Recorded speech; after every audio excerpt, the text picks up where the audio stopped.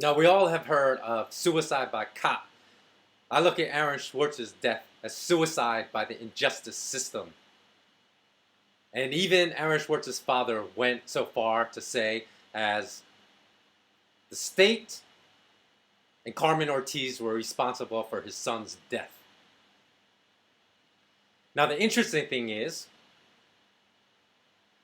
that he should also blame MIT for his death as well, because MIT was where this database JSTOR was located that Aaron Swartz hacked into, and Aaron Swartz's attorney later came out after his death and said that he had negotiated a plea bargain where Aaron Swartz would have to do no time in jail, would spend no time in jail, and that JSTOR had even agreed to this plea bargain deal, but MIT would not, which doesn't surprise me because the education system, as I've told you in previous videos, is just another arm, another tentacle of the banker-controlled octopus that controls society. So I'm not going to go into this in this video, but I've gone over this a million times. The purpose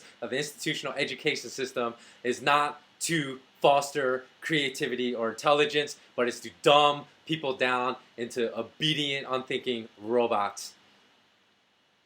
So what I'm going to go into next, I think, will make this video perhaps the most important video I've ever made and put on YouTube. So I hope you bear with me.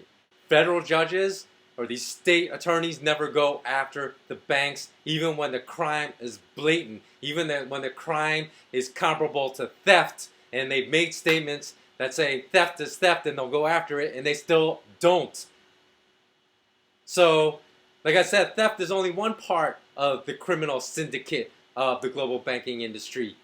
When you look at it, money laundering for drug cartels is the second thing. Look at HSBC, was found guilty of laundering $7 billion just in 2 years. I am positive that figure was much, much greater than $7 billion. That was just the amount that they were caught smuggling, was $7 billion in cash in over 2 years. You think they were just doing it for 2 years? That's ridiculous.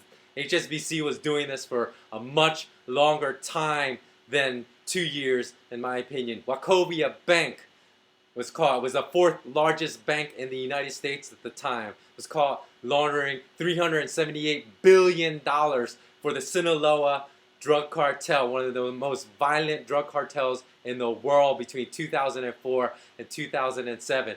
And what happened to either of these banks? Citigroup. You can go on and on. These banks have all been caught laundering massive amounts of drug money. With Citigroup, they were laundering drug money for the brother of an ex-Mexican president. And so it goes on and on and on and on, and not one banker is prosecuted by any of these judges or any of these attorneys, and not one banker has gone to jail. That's why the justice system is a joke. It is the injustice system. The justice system works for the bankers, period. And if you can't understand from the overwhelming amount of evidence that proves this, then you are living in a fantasy world that does not deal with reality. Now, that was why it was so important for the government to go after Swartz so vigorously. He was a threat to the dissemination of this kind of information that people are still ignorant of and that do not understand about the criminality of the banking system. It was through his wish and his desire for a free exchange of ideas, for no censorship, which he believed SOFA and people would have censored and greatly curtailed the exchange of information across the internet. And of course, the bankers would work to suppress all this information, and nobody would even know this if they had their way.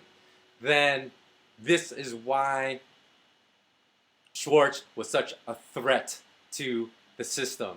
And this is why it's a joke that he will be threatened with 35 to 50 years in jail, while these bankers that commit far greater crimes, where the evidence, some attorneys that have looked at this evidence said the evidence is indisputable and overwhelming, that it is an airtight, shut case, but yet not one banker goes to jail. It is totally ludicrous how the system works, the system of injustice. So let me tell you why a lot of people don't understand, because what the banking run justice system tried to do with Schwartz was exactly what Pol Pot did when he killed 1 out of every 5 of his own citizens and committed genocide in Cambodia. Pol Pot started out by killing every single person he believed to be literate. Anyone that could read and write, he wanted to execute. Anyone that had glasses, because he thought that they could read, was executed. Anyone whose hands were soft, meaning that they probably had an education and did not have a lifetime of hard labor, and therefore, because they were educated, they were literate, he also murdered. And the reason he wanted to murder all these people in his country was because he was a tyrant. He didn't want anyone to be able to read the history of his country, understand that there were times in Cambodia's history where there were a flourishing civilization.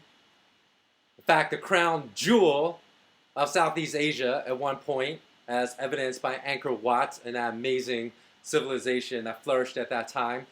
And he didn't want people to understand that there was freedom before he took over. And that is what is going on now, that the bankers are intent on purging all intellectuals, all people that fight for freedom of communication, for freedom of knowledge, to understand what they are doing.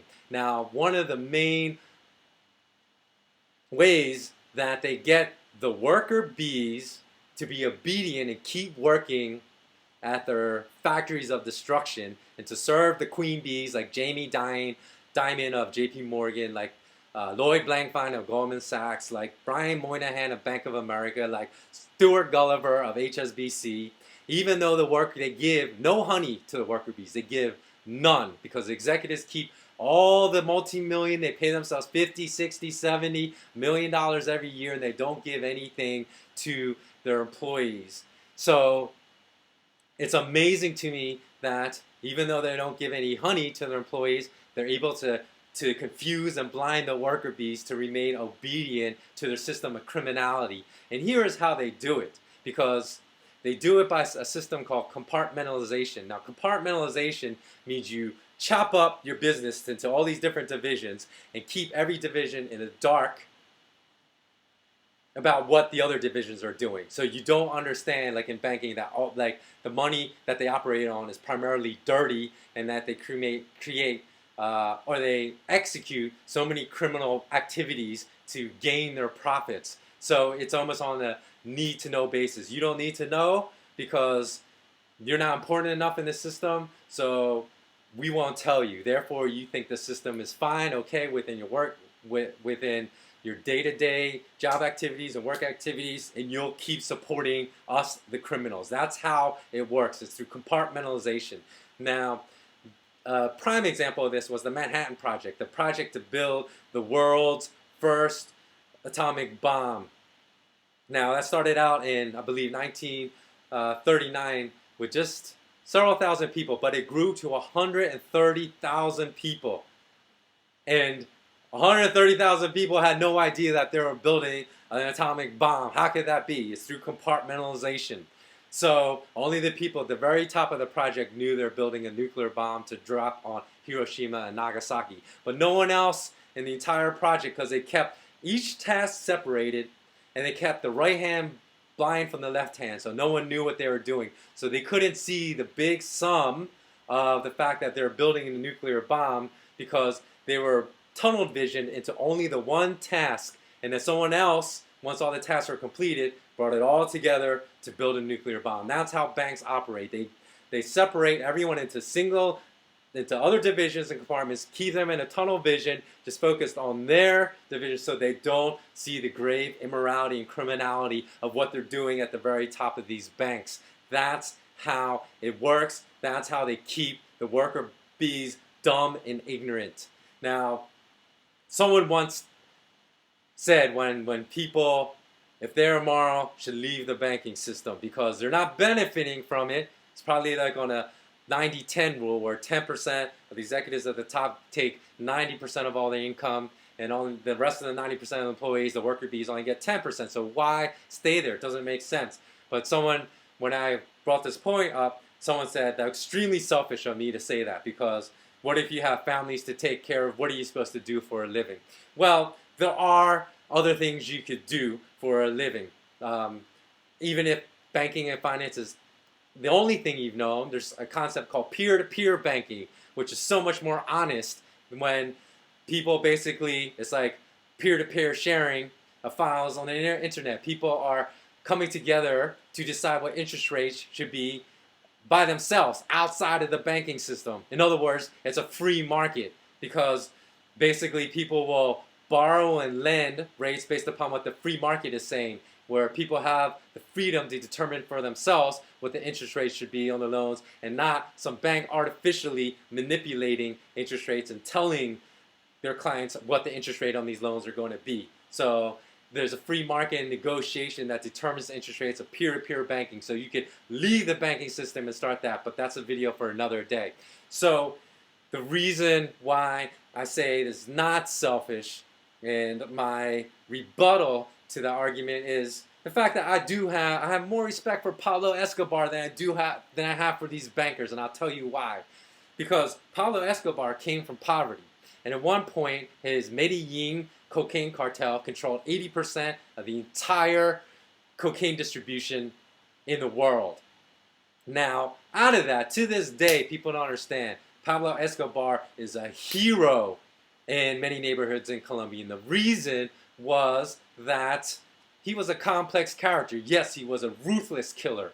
In fact, he had a motto, plato o plomo, which means basically money or bullet. You take the bribe to look the other way if you're a cop, if you're a judge, you're a journalist, or you get a bullet in the head and die. That's basically it. So there's no doubt he was a ruthless killer, and hundreds or perhaps thousands of people died as part of his enforcement of his ruthless cocaine cartel. But the other part was that he did come from poverty, so he did want to help poor people. And to that end, he started football leagues in Colombia that helped at-risk youth stay out of trouble. He built hospitals, he built schools, he built medical centers, he built churches, he employed thousands of people in charitable causes. So one way to look at it, and the reason I have more respect for Pablo Escobar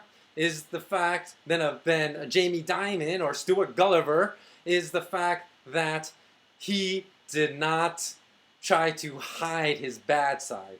Everyone knew he was a ruthless killer, but at the same time, people loved him because he did many charitable things and he spent his money to help poor people as well. So what have bankers done to help poor people in their community? I bet you probably, if you studied it, Pablo Escobar did far, far more, spent far more of his personal money to help people. How many hospitals, schools, medical clinics, churches have Jamie Dimon or Stuart Gulliver built in their community? How many football leagues or athletic leagues have they funded with their own personal money? I'm not talking about the bank's corporate money. I'm talking out of their own pocket, right? And yet these people do just as bad things as Pablo Escobar did, but they pretend they're good people. That's why I have more respect for Escobar than I do for any of these top bankers in the world. For part 3 of this video, click here.